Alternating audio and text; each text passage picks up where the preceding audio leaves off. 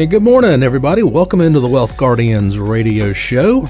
Happy Super Bowl weekend, Brice. Are we allowed to say that? Are we allowed to use that word? I guess. This is what, 55? Yeah, I think 55 or 54. I don't know. I after 50, when the Broncos won, I lost count. That was the pinnacle for me. But yeah, looking forward to it. You know, for me, Doug, Super Bowl weekend marks a low point in the year for me because after Super Bowl is done, there's nothing but cold weather until spring happens. So there's nothing to look forward to on the weekends anymore. I don't know. You watch golf more than I do, so maybe you've got some golf happening right now. I mean, you know, there's some great golf tournaments coming up. I mean, they're out on the West Coast now, and then there's April, the Masters. Yeah, see, but I don't watch that. So this is, for me, depressing. This is the last hurrah before it's the long, dark, cold winter. But, folks, I'll tell you, Doug, if you know us, I'm a Broncos fan. Doug is a Green Bay Packers fan. And here in our studio, we've started piling in all of our little trinkets that we have that the wives don't want us to have around the house. So it's kind of filled with football, some autographed helmets sitting around here and cool little stuff. And I brought in, my wife got me a Denver Broncos Super Bowl ring. What do you call that, Doug? Little display case. It's a display case with your little three with rings. The three rings in it. So I brought that, and I was all proud, put that up here in the studio, and Doug's like, oh, yeah, that's cute. The next week, Doug comes in with he's got the same exact thing, but with the Green Bay Packers, and how many rings is in that? 5? They got 6. Six. So he's got to one-up me somehow, just because his team has been around longer. 13 world championships. Yeah, well, that's back when there were only 4 teams half the time. So. Yeah, that's true, too. I mean, they're only 100 years old. Yeah, that's a good legacy to have right there. Yep. All right, folks. Well, thank you for tuning in with us. If you know us at all, we're the Wealth Guardians, and we're going to be walking you through some discussions about financial planning and retirement planning. But before we get started on that, Doug, who do we want to give a shout out to this week besides the football players? Well, obviously, every show we want to recognize our service members, our veterans, our first responders, just to say thank you, because we know what kind of sacrifice you're doing out there, and especially your family, too, because they sacrifice right along with you when you're gone. It's absolutely true. So thank you, everybody out there who puts on the uniform and works for the greater good. We thank you for your sacrifice. You're always on our minds here. And, Doug, we are going to do listener questions. We've backed up a little bit, so I know we did it recently, but we've got some more to do here, so we're going to tackle that again. And we had a question come into us last time that we didn't get to, and I think it's a good question. It's from April in Clemens, and she asks us, Doug and Brice, my husband and I plan to take care of one another as we get older, unless one of us is just in extremely bad health. Since this is our plan, how much long-term coverage do we really need? Thinking that she might not need a lot if they're going to just take care of each other.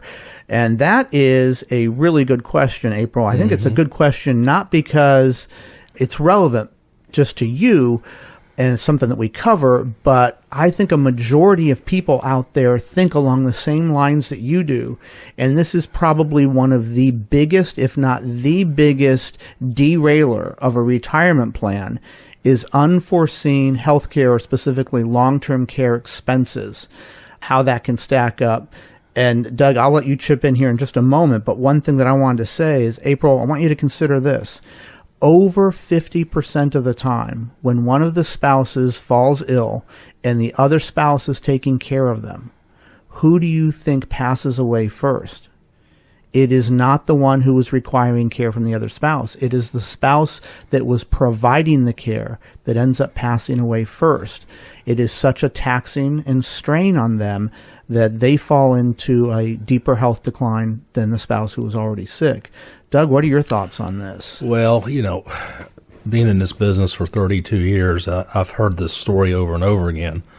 You know, I'm gonna take care of my spouse when the time comes, and I remember vividly a few years ago clients who, such a sad story. He started having memory issues.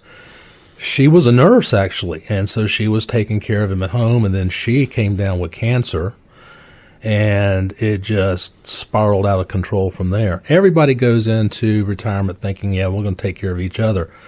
Unfortunately, Brice, you're right. I mean, it is the caretaking spouse that ends up getting sick or passing away first. So, long-term care is such an important part of a retirement plan. We really emphasize it in our planning process, and there's a lot of ways to do it.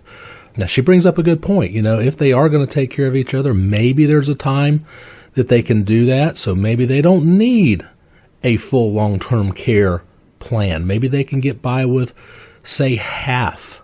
In these parts, a good long-term care facility is going to run you $6,000-$7,000 a month. Yeah.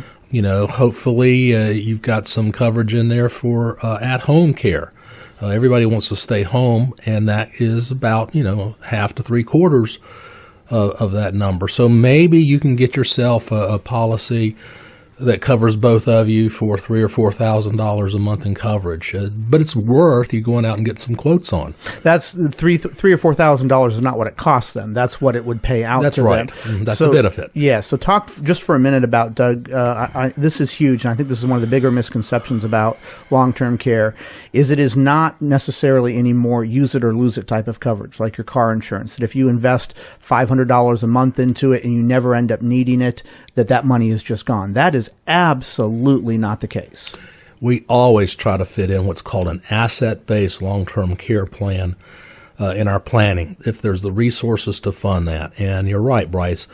It is not use it or lose it. You're going to use this money one way or the other. Either you're going to use it for at-home care or long-term care in a facility, or it's just going to grow for you like a bank account, maybe 3% a year. You can use the cash.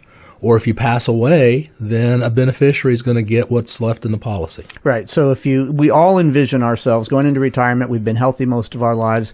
We imagine that we will be healthy right up until the last week of our life. We'll be sick for a week and then we pass away. That's how we all want it to happen. That's not usually how it happens. But if that was how it happened, all that money that you put into a long-term care policy is not wasted.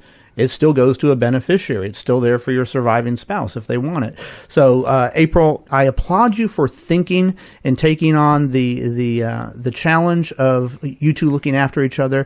But by and large, that is not a plan that works out well for people, and they do end up needing long-term care coverage at some point. So having the insurance to cover those costs is what's going to protect your overall financial plan. So thank you for the question, and I hope that answered your question there. Doug, let's move on to one more here. Robert in Louisville has a really interesting question. He's been doing some saving. He says, Doug and Brice, which is better, to max out your Roth 401k or Roth IRA? I'm in my mid-30s and already getting the 401k match from an employer and then adding an additional 5% on that in the Roth 401k. Okay, great, Robert. Thank you. Should I put the remainder of my retirement savings into a Roth IRA or more toward that Roth 401k? I probably can't max out both, so should I do one more than the other or a little bit in each? Does it make a difference? So, Robert, thank you for the question. And you do realize, of course, and I'll say this for the listeners out there, if you're contributing to a Roth 401k or a Roth IRA, that is not a tax deduction for the year that you are taking it, then making that contribution, unlike an IRA or a traditional 401k where you get the tax break that year. However, all the contributions, however much they grow until you're ready to take them out, they have grown tax-free. So it's not a tax break for you in the now, it's a tax break for you in the future. So, Doug, Robert wants to know really, should I contribute to my Roth 401k? Should I contribute to my Roth IRA or both, or does it make a difference? That's a good question. And I don't know that there's a perfectly right or a perfectly wrong answer to that question. And the reason I say that, there's a lot of things, that the variables in the background we don't know about. How much money do you make? Are you capable of fully maxing out your Roth 401k? If you're not, I think I would lean towards maxing out the Roth 401k as much as possible rather than the Roth IRA. It's still going to grow tax-free. You're still getting your seasoning. You're going to have a loan provision, most likely. Okay, so there's a benefit for the Roth 401k that you don't have for the Roth IRA. Right. And once you max that out, then make some contributions to your Roth IRA. But I don't see a perfectly right, perfectly wrong answer here. No, the only qualifier would be, Robert, are you happy with the investment options in your 401k? You're generally pretty limited in what you might have 20, 30, maybe 40 if you've got a good plan investment options in your 401k, and that's it. But a Roth, just a traditional Roth, of course, you're limited to your contributions of $7,000 a month there. A year. But you have the entire world of investments open to you through the traditional Roth IRA as opposed to the Roth 401k. So think about that. If you're happy with your investment options and you're happy with the fees, if you've had your fees analyzed and you think that they're decent in your Roth 401k, then just go with that. And then if you have extra after you've maxed out that, then go to your Roth IRA and put what you can of that $7,000, or depending on you're only 30, so that would be what, $6,500, I guess. Yeah. In there. So that's our answer to you, Robert. It's going to come down to mostly your investment options and are you happy with them? And Doug, let's talk about the Aprils and the Roberts out there who are planning ahead for retirement and planning ahead for savings for retirement. What we do here at the Wealth Guardians is we really help people make these decisions on a customized basis. When they come into us, they sit down with us. Generally, it's a 4-meeting process. We've taken a look at all of the moving parts in their financial situation, how long until they're ready to retire, how much have they saved, what are their expenses, what will they have in Social Security, what might they have in pensions, all of those moving parts.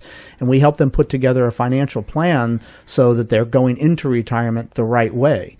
And folks, if you've got questions along these lines or maybe slightly different, and you want to sit down and pick our brains and talk to us and see what services we can provide for you, you can just pick up the phone and give us a call at 336-391-3409. We'd love to sit down with you. We'd love to see what we can help you out with. 336-391-3409. Now, we've got to get to a quick trivia question here, Doug. What did Paul Revere shout on his midnight ride in 1775, April 18th, 1775? And I'm going to give you a clue. It was not "The British are coming." Okay. All right, folks, stick around through the break. We'll be back with that answer and some more listener questions. And welcome back to the Wealth Guardians radio show. Folks, thank you for sticking around through the break. I want you to ask yourself a question out there. Are you 5 to 7 years from retirement? If you answered yes, then I want you to think about this. You can give us a call at 336-391-3409 and let us help you plan for retirement financially so that you are not working longer than you have to, you're not retiring too soon, that you've got the income, and yet you still quit the job. So let us help you figure out how you retire the job and keep the paycheck. All you got to do is pick up the phone, 336-391-3409. Doug has been doing this for 32 years. I've been doing it for 11 years, retirement planning. No cost, no obligation to sit down with us. 336-391-3409. We look forward to sitting down with you as well. Now, Doug, we had to rush through that trivia question here on the front side. What did Paul Revere shout on his midnight run in April 18th, 1775? And I gave you a clue. It is not "The British are coming." I think I've heard this before, but I am totally stumped. Okay. Well, we were all considering ourselves British at the time. So when we yelled "The British are coming," that would be like yelling "The Americans are coming" today. It wouldn't. People would be like, "What are you talking? What's this crazy guy riding through the town on a horse yelling that the Americans are coming for?"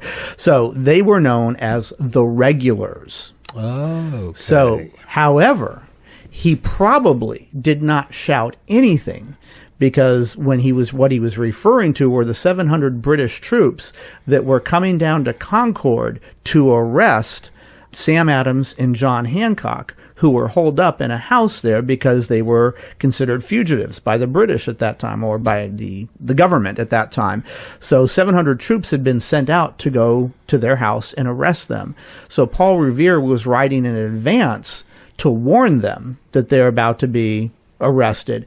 So he probably actually wasn't yelling anything because he was just trying to make his way to Sam and John and talk to them about their financial institution and their beer. Anyway, so it's funny how we take those names and we make businesses out of them. I know, right? John Hancock. Anyway, so if he yelled anything, it was the regulars are coming, not the British are coming. So there's our trivia question for the week. Folks, pat yourself on the back if you got that right. We're going to continue now with our listener questions. So the same thing we were doing in the first segment, we're going to move on now. And I want to get to Mary in Bermuda Run. And she's got a question that we don't talk about as often as we should in our line of work, Doug.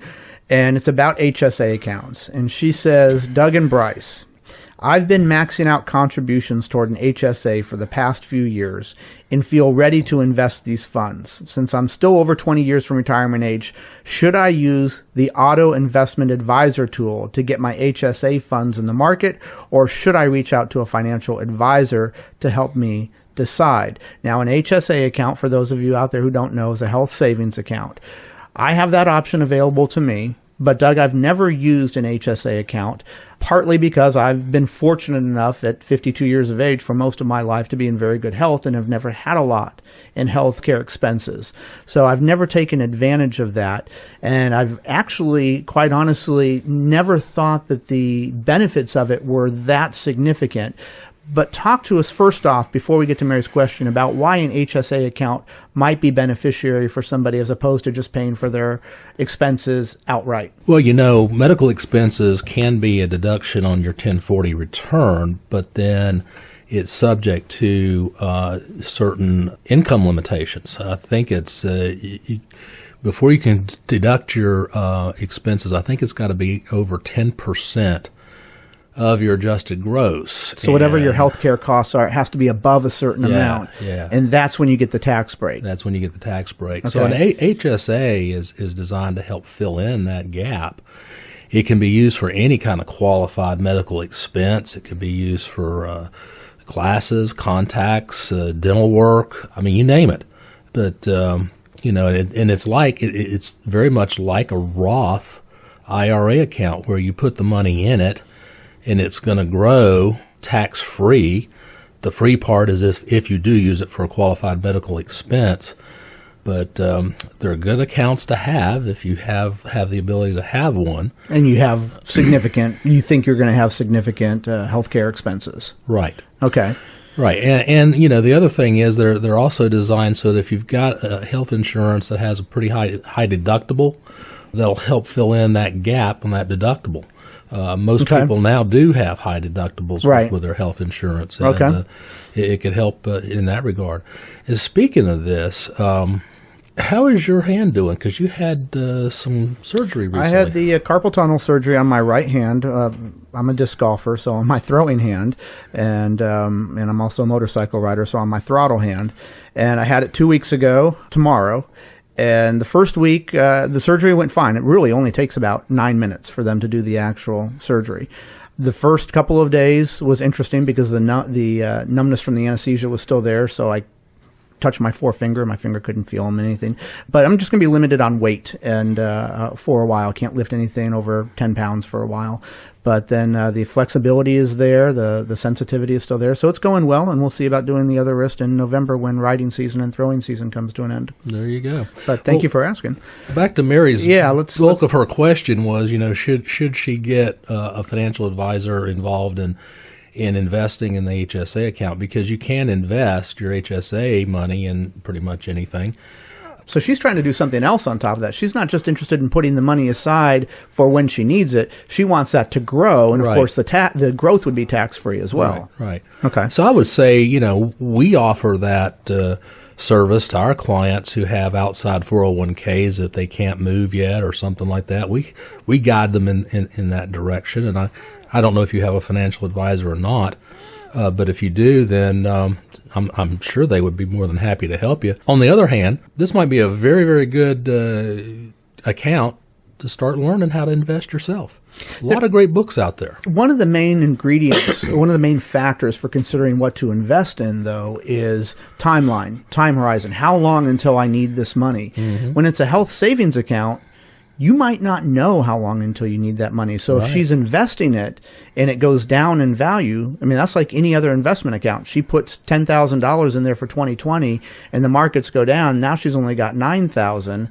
it could work against you. And the reason I bring that up is because a lot of investment pools of money that you have, you know how long until you need them, either until you're ready to make the down payment on a house, until you're making student loan payments, or you're drawing money for retirement. You can get a sense of when those happen down the road, so you can invest in the right thing for that timeline. But a health savings account, you might not know when you need it, and therefore you want to be a little bit more careful with your investments within it. Exactly. Okay. All right, so that was Mary. Mary, thank you for the question. We appreciate that. That's not a topic we get to talk about very much here, so thank you for that. Doug, let's move on to Justin in Statesville. He says, I'm planning to retire within 2 years. A close family member of mine is out of work due to the pandemic. And you are not alone there, Justin. And they need some help to pay off credit card bills that have piled up after they burned through their emergency savings. What's the best way to tap into my savings to help them out? Okay, so there's the short answer is it depends. It depends. Yeah, it always does, doesn't it? You know, I think, let's assume that they will pay you back at some point in the future. You know, the idea of taking a loan out of your 401k, that comes to mind. And there's no age. You can do that at any point. At any with point. Most plans. Right. And when you're paying that back, you know, basically the interest on it is going to go right back into your 401k. So it's like you're paying yourself back. Yeah, you're not paying a third party off. When you take a loan from your 401k, folks, remember that the interest that you pay back on that, you're paying yourself. So you're not paying a third party back. You know, then the next option I would say, if you have any cash savings, that way it wouldn't be a taxable event to you. If you take money out of your IRA or your 401k, that's going to be a taxable event. I don't like that idea that much. And if you took money out of a Roth, well, then you're giving up that potential tax-free growth. Right. And we didn't, Justin, you didn't state here, and this is a key point, we don't know how old you are. So if you are over 59 and a half, that opens up a few more options to you than if you're under 59 and a half. And then if you're still working, which it sounds like you are, if you're over 62 or 66, then that opens up some more doors for you as far as starting Social Security earlier than you had planned. We don't know what kind of income you have versus your expenses that you have. And so there's a lot of factors that go into this, but you've got a number of different options available to you. What Doug and I are concerned about is doing the most advantageous thing for you tax-wise, because if you start tapping into some of your accounts too soon, or you start knocking yourself up above into the next tax bracket accidentally because you've taken money out of an IRA or a 401k, then that $5,000, $10,000 loan that you gave a family member suddenly becomes a lot more expensive, and they're probably not going to want to pay you back on the taxes that you had to. If you loan them $10,000, but it cost you $3,000 in taxes, are they going to pay you back $13,000, or are they just going to pay you back the $10,000? So you want to be careful on not hurting yourself when trying to help out a family member at the same time. Doug, do we have time for one more quick one? I think we can get to it. Okay, let's check out Jane in Lexington. She has, I have a question about a 401k funds. If I don't use the target date retirement fund, is there a certain number of funds I should allocate for my 401k? I don't want to under-diversify or over-diversify. What's the right number of funds, or does it all just depend? She listens to us, you can tell. Yeah, right. It does. It depends. Now, thank you for not using target date funds. You know we hate those around here. We do indeed. They don't do what you think they're doing. But is there a right number of funds? Not really. It does depend. It depends upon, again, your age, your risk tolerance levels, and what you've got in your 401k in the first place. Some 401ks have very, very simple options to choose from, and then there's some out there that just have a ton of stuff to choose from. But, you also have to think about, well, if you're managing it yourself, you got to keep up with it. You got to keep track of it. So you don't want to have your money in, I've seen people have money in 10, 12, 15 different funds. To me, that is over diversification. Yeah, if you break down and you open up two of the funds that you have, say that you've got the S&P 500 index fund in there, and then you've also got a Vanguard blue chip growth fund in there, probably about 75% of that is overlap. You're going to have the same companies in both of those funds, and you think you're super duper diversified, and you're really just doubling up on a lot of the stocks in there. So it really does depend, Jane, but you are right. You want to be properly diversified, but just because you grab 3 or 4 different mutual funds out of there doesn't mean you're diversifying yourself the way that you think you are, and that's where you really need to look at the holdings within them and have an advisor give you their thoughts on it, which we're happy to do. And what we're also happy to do is to tell everyone out there to have a great rest of their weekend. And Doug, we'll watch the Super Bowl here, and who do you got your money on? Anybody but Brady. Anybody but Brady. I hear you. All right, folks. Well, thank you for tuning in. We will check you out next week. And again, 336-391-3409 is our phone number if you want to reach out to us and sit down and get a financial plan going. 336-391-3409. We'd look forward to speaking with you. Have a good one.